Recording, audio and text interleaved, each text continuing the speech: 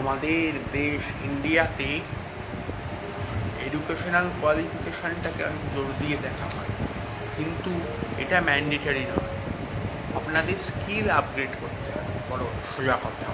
এমনি আপনি কি ওয়েবসাইট ডিজাইনিং করতে জানেন? আপনি কি হার্ডওয়্যার নেটওয়ার্কিং জানেন? আপনি কি অটোক্যাড জানেন?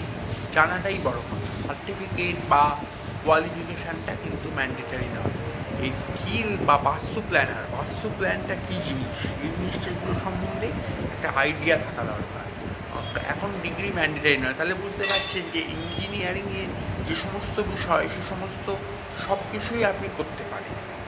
এছাড়া তার পরবর্তী যে পর্যায়ে, যেমনি লেবার কন্ট্রাক্টর হতে সেভাবে কোনো কোয়ালিফিকেশানের প্রয়োজন হয় না, অথচ সিভিল ইঞ্জিনিয়ারিং ওয়ার্ক বা যে কোনো কন্ট্রাক্টর আপনার রেজিস্ট্রেশন করতে পারে।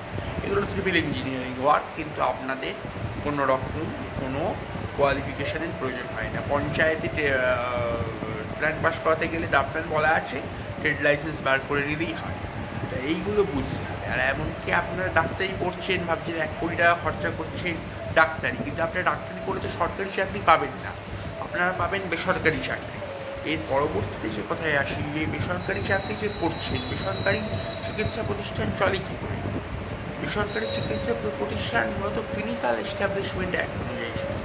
সুতরাং এখানে কিন্তু আপনি পড়বেন মেডিকেল এমার্জেন্সির জন্য এনি কোয়ালিফাইড পার্সন, কি এখানে ডাক্তারের ইকুইভ্যালেন্ট বলা হয়েছে। যেমনি ধরুন এনি কোয়ালিফাইড, সেরকম কোনো কিন্তু বাধা ধরা কোনো নিয়ম নেই। এই সমস্তগুলো মাথায় রাখবেন। ডিগ্রিটাই সব না।